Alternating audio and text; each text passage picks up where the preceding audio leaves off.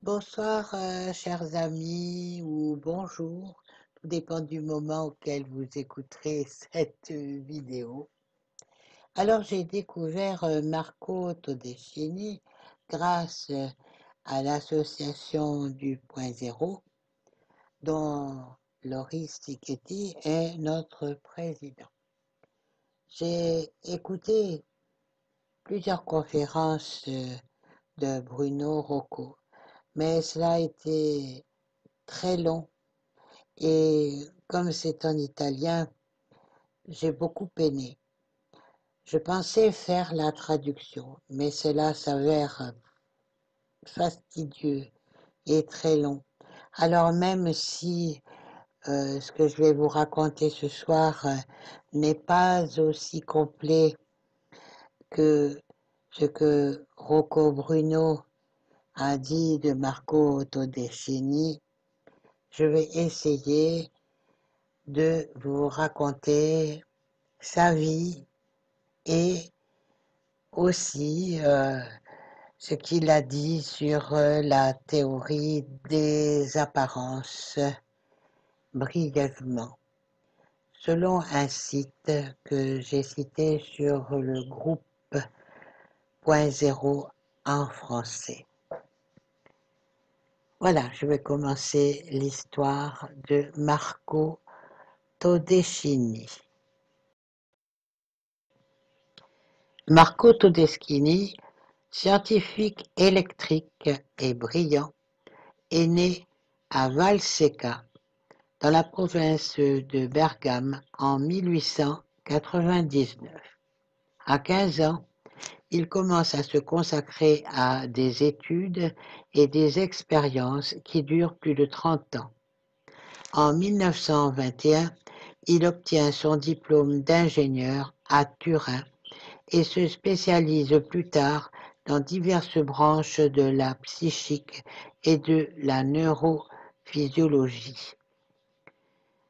Il devint professeur d'université et écrivit de nombreux traités qui se répandirent bientôt en Italie et à l'étranger, recevant également la reconnaissance de représentants célèbres de la culture scientifique de l'époque, entre autres Enrico Fermi, Q. Majorana et l'ingénieur G. Marconi, avec qui il a collaboré, et d'autres physiciens étrangers célèbres tels que A.W. Heisenberg, C. Chen et N. Bohr.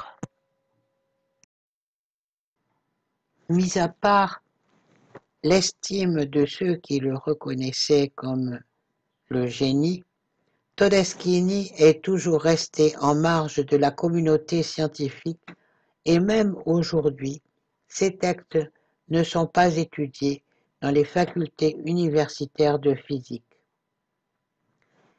Son travail a été constamment combattu par les universitaires de l'époque avec une attitude anti-scientifique et irrationnelle.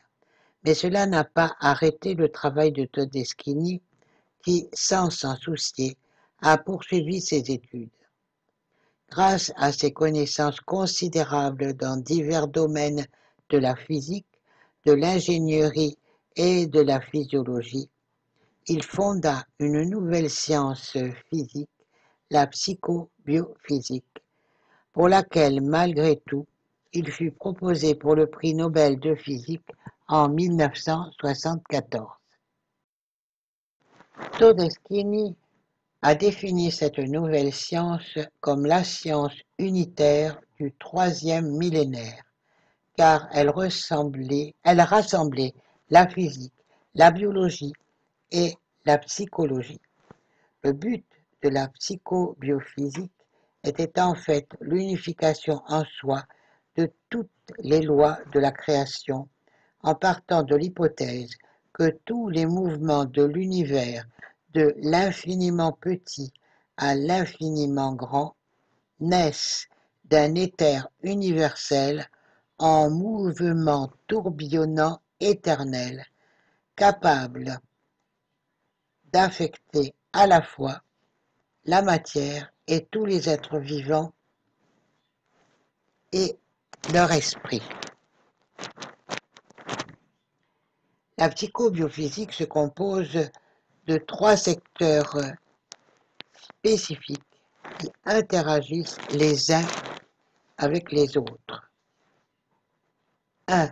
Une partie physique qui démontre que tous les phénomènes naturels sont identifiés, en particulier les mouvements de l'espace fluide ou éther.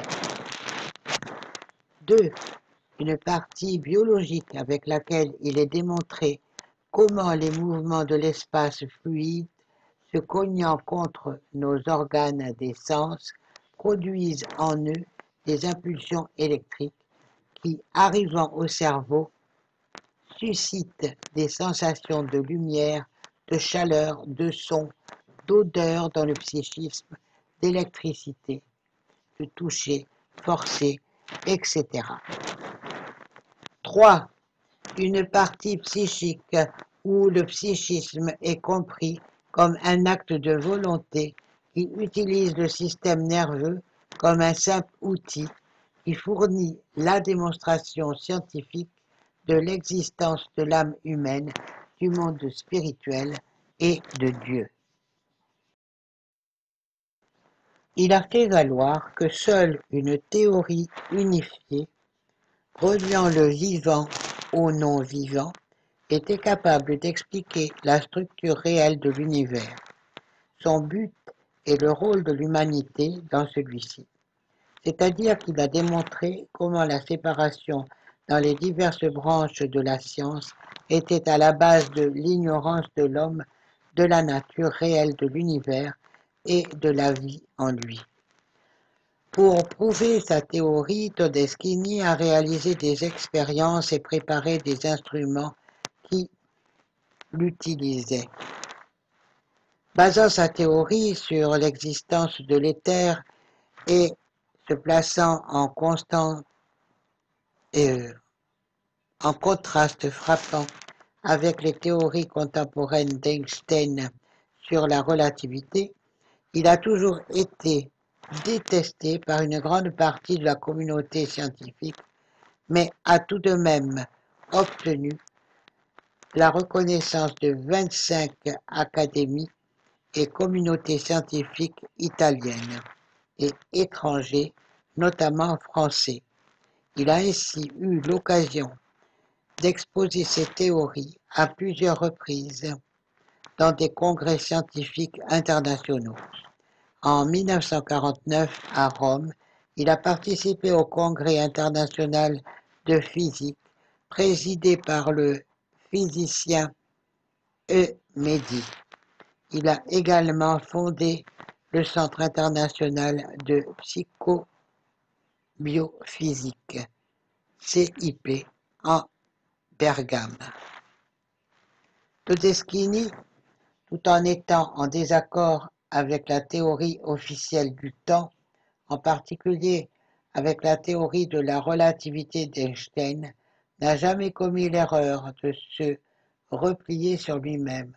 Au contraire, il a maintenu un dialogue ouvert et continu avec ses collègues de l'époque, tout en poursuivant son propre travail sans compromis jusqu'à la fin de sa vie en 1988.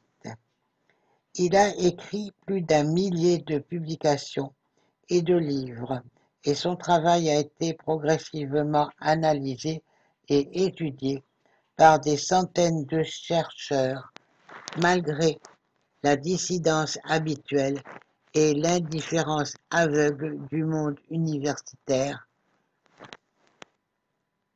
à plus orthodoxe et traditionnaliste. Entre-temps, de véritables chaînes de psychobiophysique se sont construites aux États-Unis et en Amérique latine.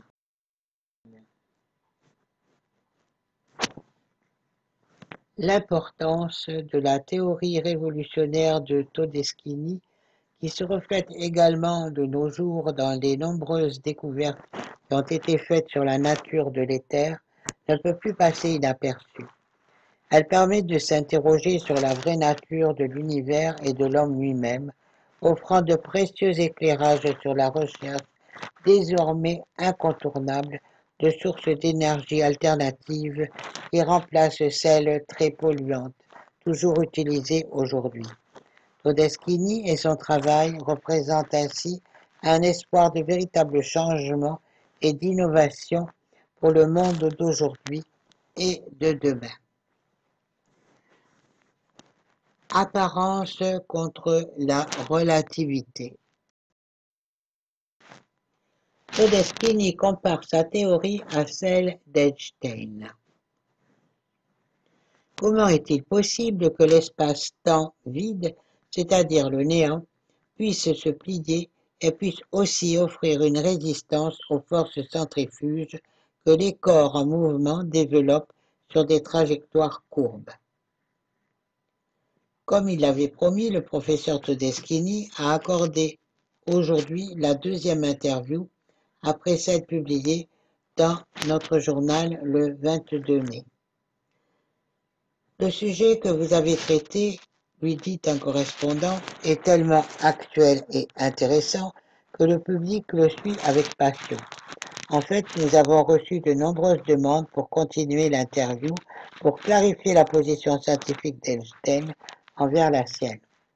Todeschini, désignant diverses lettres éparpillées sur la table, répond: comme vous pouvez le voir, j'ai moi aussi des témoignages selon lesquels il y a ceux qui souhaitent se tenir au courant des progrès scientifiques.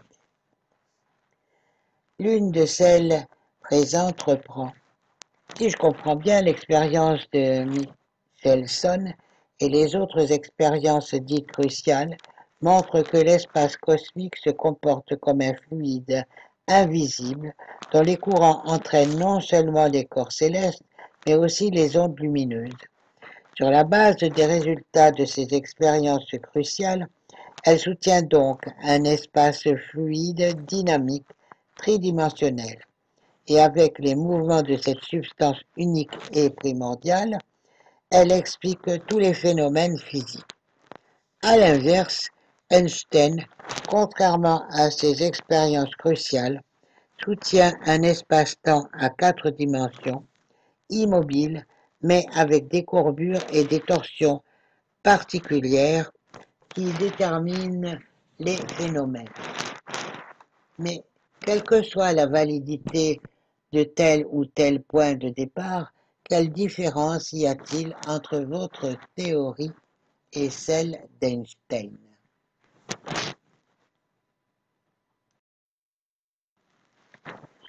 Pour bien le préciser, poursuit Todeschini, il faut se référer à la question fondamentale de la physique, qui peut se résumer en cette question. Quelle est la cause qui produit le mouvement de la matière? Il semble facile de répondre, car il est évident qu'un corps peut se déplacer en le frappant avec un autre corps solide, ou en le frappant avec un courant liquide ou gazeux. Mais contre cette certitude expérimentale, il y a le fait qu'il y a des corps qui semblent se déplacer sans être heurtés par d'autres, comme un stylet lorsqu'il est attiré par l'aimant sans être heurté par d'autres. Comme un stylet lorsqu'il est attiré par l'aimant, une tombe qui tombe vers la Terre. Les planètes qui se déplacent autour du Soleil, les étoiles qui courent dans toutes les directions, les électrons qui tournent autour du noyau atomique. Maintenant, pour expliquer les mouvements de ces corps, où il est admis qu'ils sont entraînés par les courants d'une substance fluide invisible, l'éther. D'où la naissance de deux hypothèses opposées pour expliquer les phénomènes, celle de considérer les masses matérielles de l'univers immergées dans un espace cosmique plein d'éther, et celle de considérer ces masses immergées dans un espace cosmique absolument vide. Mais aucune des deux hypothèses ne s'est jusqu'à présent avéré valable pour expliquer la totalité des phénomènes, et donc compte tenu des objections soulevées aux deux au cours des siècles, j'en suis venu à découvrir que si l'on remplace l'éther impondérable jusqu'ici, considéré par la physique un espace qui, en plus d'avoir une triple dimension, s'étaye aussi de densité constante et mobile comme un fluide ou gazeux avec les mouvements de cet espace inertiel. Non seulement tous les phénomènes peuvent être expliqués qualitativement et quantitativement, mais ces deux opposés peuvent aussi être réconciliés. C'est un sujet de thèse. En effet, si l'on voit des grains de poussière tournés vers le haut, on peut penser qu'ils sont mus par un tourbillon d'air, ou que des forces s'appliquent à chacun d'eux, donc du mouvement de la poussière, on est autorisé à déduire, avec une égale logique scientifique, soit l'existence d'un tourbillon d'air, soit celle des forces équivalentes. Ainsi, le mouvement des planètes autour du Soleil peut être conçu comme provoqué par un vortex d'espace invisible, fluide et dense, ou par les forces gravitiques équivalentes basées dans un espace vide et immobile. Il s'ensuit que toute variation de vitesse d'un corps laissé à lui-même peut être considérée soit comme produite par des courants d'espace fluide et dense qui, décélérant contre le corps, l'entraînent pour décrire ses trajectoires, soit comme produite par des forces que, émanant de masse matérielle, elles se propagent dans un espace vide et immobile, le champ gravitationnel ou électromagnétique. Cet important principe d'équivalence est basé sur la loi d'inertie de Newton qui nous autorise à remplacer les forces motrices des masses par la collision d'un fluide espace mobile. Sur la base de ce principe d'équivalence, les deux hypothèses sont scientifiquement légitimes et valables, et pas seulement celle du vide, comme certains physiciens modernes le supposent à tort. Celle-ci, en effet, admettant un espace vide courbable et des sièges de force, lui attribue essentiellement toutes les caractéristiques dynamiques de l'espace fluide inertiel que j'entretiens. Question. Si les deux hypothèses sont équivalentes, pourquoi avez-vous préféré la complète? Parce qu'avec cela, explique l'ingénieur, on a l'énorme avantage de réduire tous les phénomènes à des actions fluides, dynamiques, claires et simples. Alors que d'autre part, en adoptant l'hypothèse du vide, on est obligé de recourir à des hyperespaces non euclidiens, tels que ceux conçus par Minkowski, De Sitter, Min, qui, pour avoir plus de 3 dimensions et se mêler hybride au temps, réduire l'idée du monde à une pure abstraction inconcevable comme celle d'Einstein.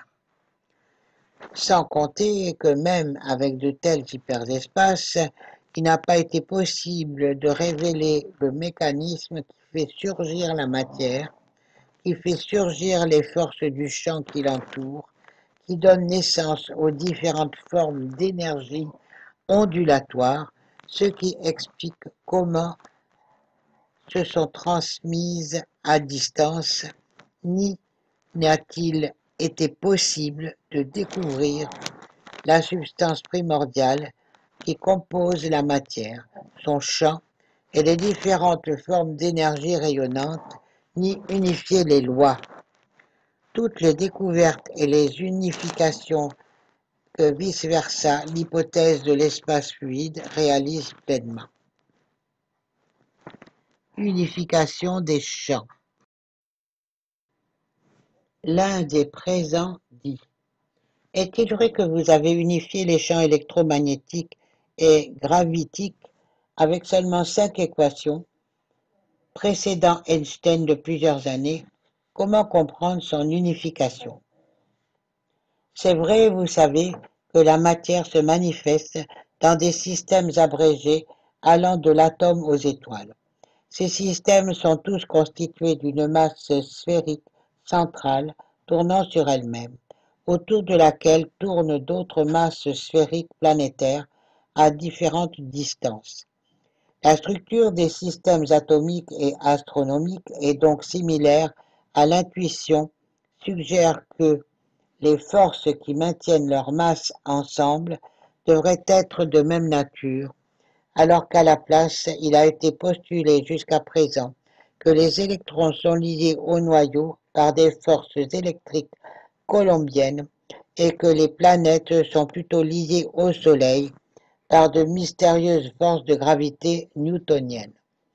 Pour unifier les lois qui dominent ces systèmes, il faut d'abord unifier la nature de ces forces, pour ensuite comprendre quel est leur mécanisme.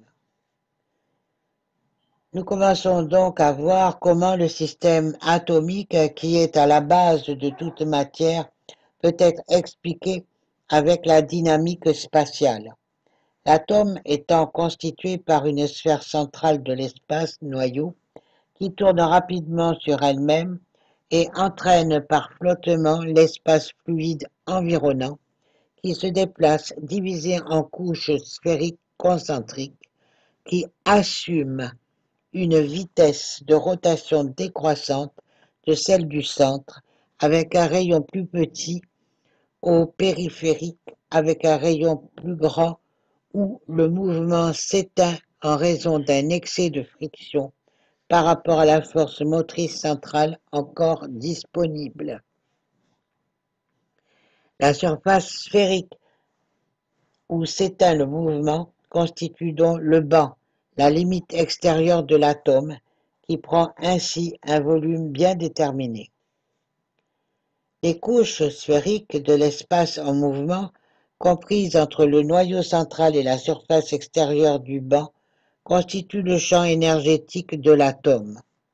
On voit ainsi clairement comment le champ fluidodynamique se forme autour d'un grain sphérique de matière, noyau, et comment il ne diffère pas substantiellement de la sphère nucléaire qui l'a généré, tous deux constitués d'espaces fluides en rotation.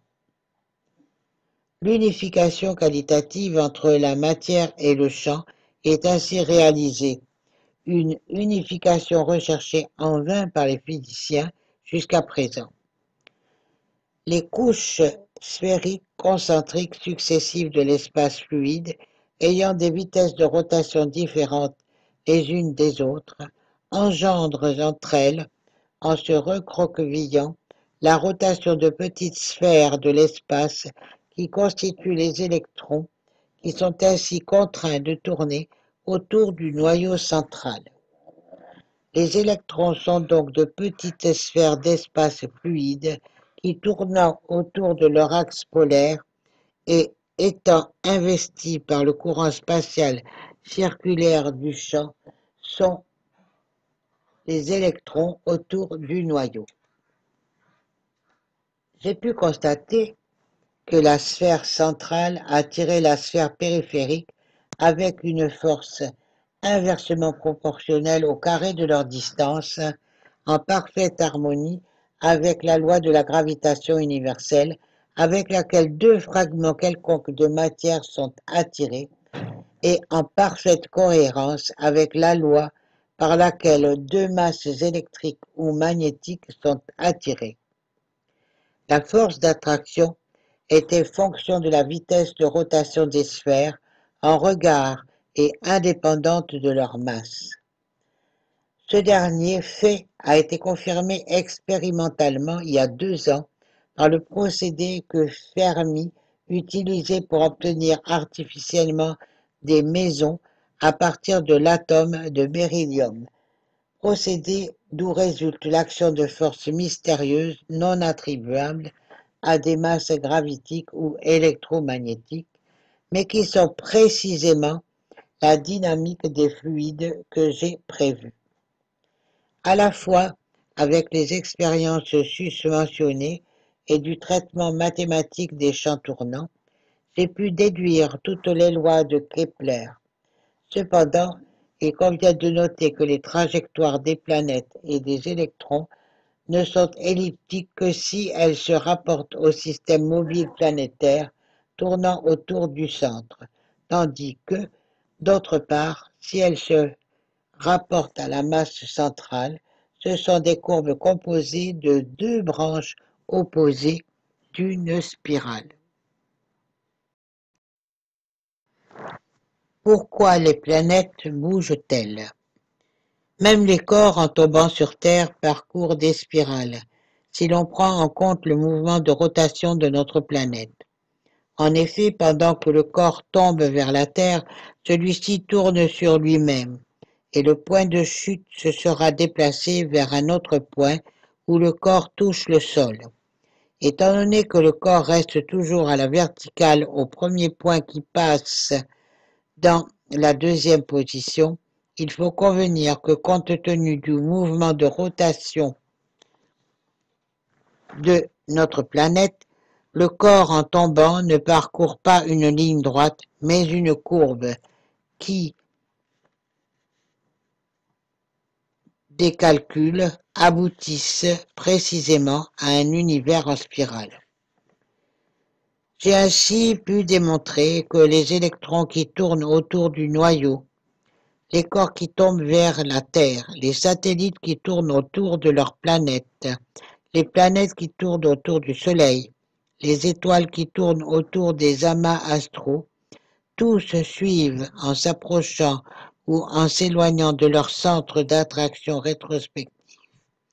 6 segments de l'univers en spirale, de même que suivent les corps sphériques tournant sur eux-mêmes, immergés dans des champs d'eau à centre tournant. Ainsi, le type de trajectoire de toutes les masses livrées à elles-mêmes dans un champ attractif est également unifié. Les nébuleuses spirales, par exemple, sont une preuve directe, un témoignage photographique de la réalité physique que les étoiles immergées dans le champ astronomique central parcourent réellement les spirales de l'univers. Question. Comment Einstein explique-t-il plutôt ces phénomènes? Il soutient que l'effet d'une masse matérielle n'est pas de produire les forces de gravité autour d'elle, comme le pensait Newton, mais plutôt de produire des courbures dans un espace-temps continu.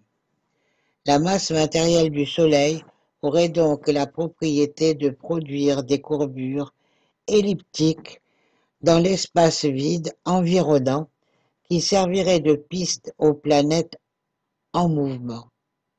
Or, il est clair qu'il ne suffit pas d'avoir des voies courbes et de mettre un train dessus, mais il faut aussi le pousser avec une force si on veut le faire marcher.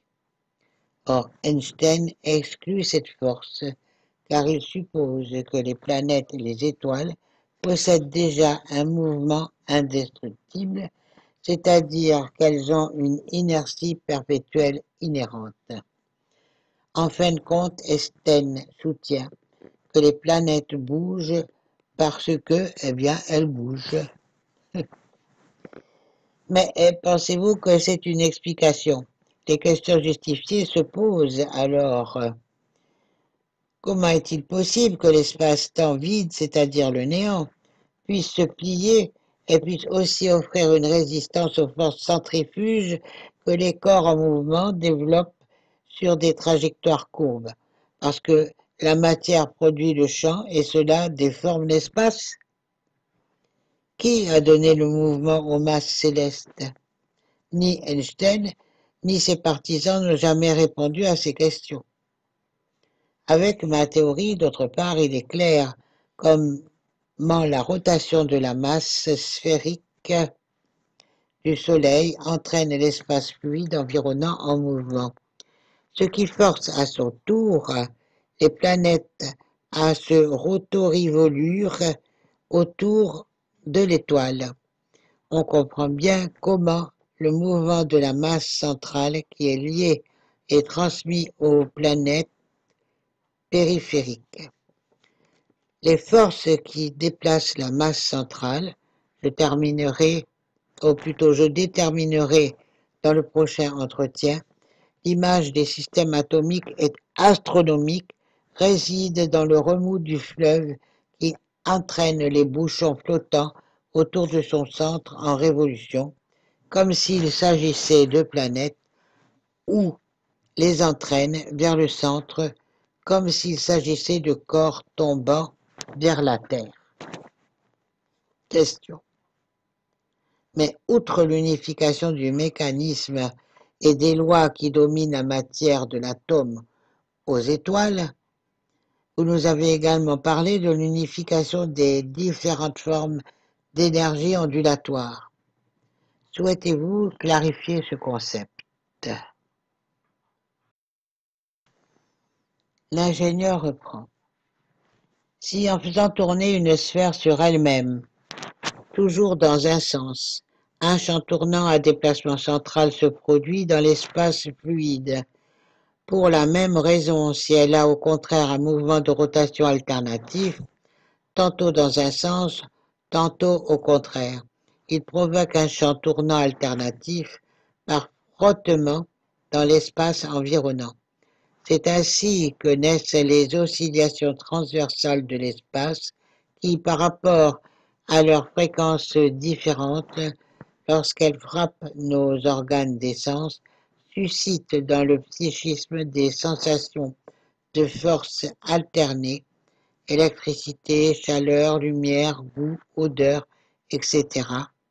Si de telles vibrations mettent en résonance les oscillateurs qui composent les organes du toucher, de l'œil, du goût, de l'odorat.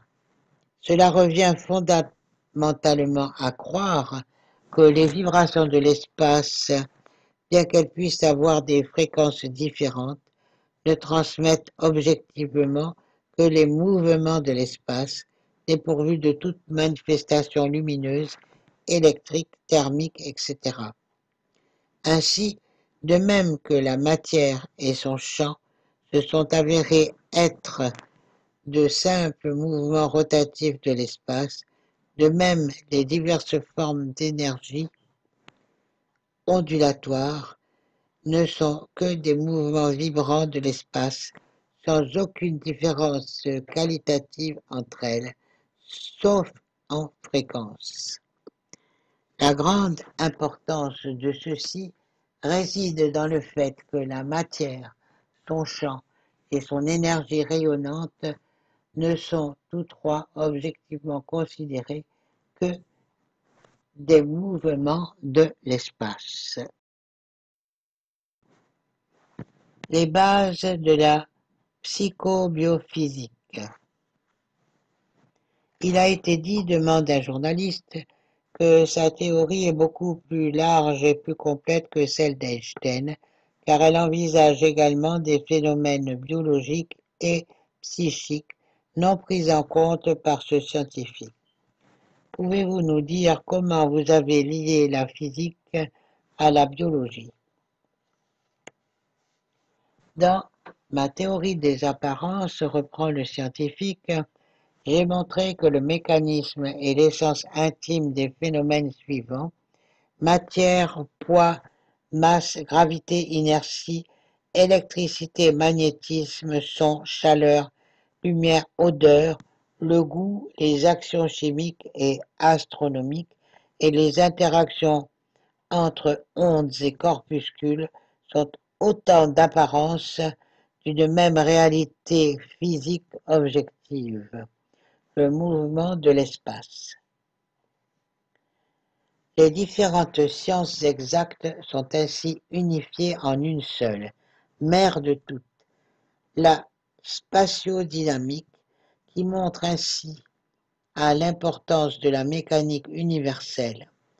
Avec cela, des myriades de phénomènes et de lois qui ont jusqu'à présent maintenu la science divisée en différentes branches sont réduites à quelques actions fluides, dynamiques, claires, régies uniquement par 5 équations mathématiques, avec une énorme simplification du concept et du calcul. Fondamentalement, ma théorie montre que l'univers n'est constitué que d'espaces fluides inertiels, dont les mouvements de rotation constituent les systèmes atomiques et astronomiques qui nous apparaissent comme de la matière et dont les mouvements ondulatoires, lorsqu'ils frappent nos organes d'essence, suscitent dans notre psychisme et exclusivement en elle des sensations de force, d'électricité, de lumière, de son, de chaleur, d'odeur, de goût, etc. Ces sensations n'existent donc pas dans le monde physique objectif, elles en sont des apparences, car elles surviennent exclusivement dans notre psychisme lorsque ces mouvements de matière solide, liquide, gazeuse ou dissoute à l'état d'espace fluide affectent nos organes des sens. Il s'ensuit la révélation que nous vivons dans un monde sombre, silencieux, incolore, inodore, insipide et aussi dépourvu de force et d'électricité, mais animé uniquement par des mouvements continus ou alternés d'espaces fluides qui seulement lorsqu'ils viennent se briser contre nos organes sensoriels les mettent en oscillation et suscitent les sensations susmentionnées dans notre psyché. Chaque phénomène physique consistant en un mouvement particulier de matière solide, liquide, gazeuse ou dissoute à l'état d'espace fluide correspond donc à un phénomène psychique particulier, consistant en la sensation suscitée dans notre esprit lorsque ce mouvement d'espace affecte nos corps de sens, avec 10 équations psychophysiques qui généralisent la loi d'inertie de Newton. J'ai démontré la correspondance entre les décélérations de la matière contre le corps humain et les sensations qui surviennent dans la psyché, révélant que ce n'est pas seulement la force qui correspond au produit de masse pour l'accélération, mais aussi toutes les autres sensations sont équivalentes à ce produit. L'énorme importance de ceci réside dans le fait qu'outre les phénomènes physiques, les phénomènes psychiques correspondants, jusqu'ici négligés, aussi indéniablement que les premiers, sont introduits dans la science. Ainsi, par exemple, le son est un phénomène physique si l'on ne considère que la vibration atmosphérique objective et silencieuse qui le produit, alors qu'il s'agit d'un phénomène psychique si l'on ne considère que la sensation acoustique qui surgit dans notre psyché lorsque cette vibration frappe la membrane du tympan de nos oreilles. Du fait que nous percevons le son et non la vibration atmosphérique correspond aussi, nous sommes plus certains du premier, qui est un phénomène psychique, que du second, qui est un phénomène physique.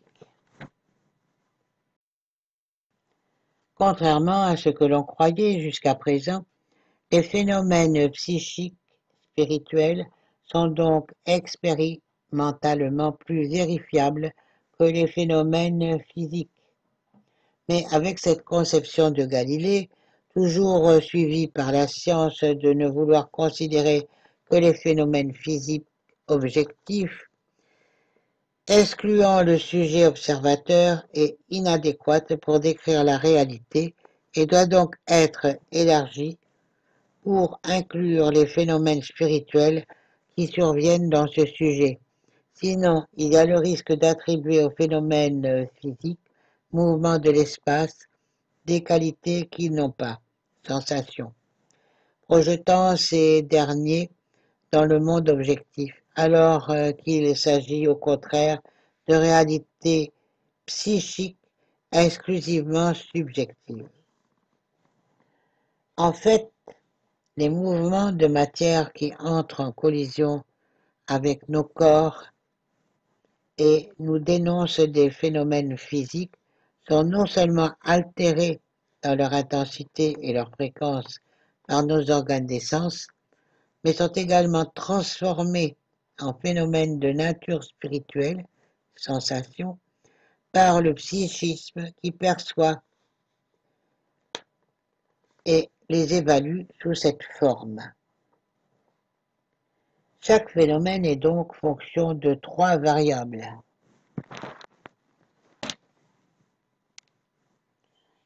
Une physique, une biologique et une psychique. Il est ainsi clarifié que ce n'est que lorsqu'il y a un mouvement entre l'espace fluide et les organes des sens par rapport à la psyché que l'une des sensations mentionnées peut subvenir dans celui-ci. Il s'ensuit que les qualités des sensations que nous percevons dépendent de la double chaîne de mouvements spatiaux objectifs et d'oscillateurs organiques par rapport au psychisme. Ainsi, par exemple, si nous balançons une main dans l'eau calme, nous éprouvons la sensation d'une force, tantôt sur le dos, tantôt sur la paume de la main, car il y a un mouvement relatif entre elle et le liquide. Si par contre, nous faisions aussi osciller l'eau à la même fréquence et à la même amplitude, aucune force ne serait perçue par nous. De même, lorsqu'une onde atmosphérique frappe la membrane de notre tympan, nous entendons un son. Mais si nous pouvions balancer la tête à la même fréquence et à la même amplitude que l'onde entrante, nous n'entendrions rien. Si au contraire on faisait varier l'oscillation de la tête, on entendrait des sons différents selon les variations. Il en est de même pour les autres sensations.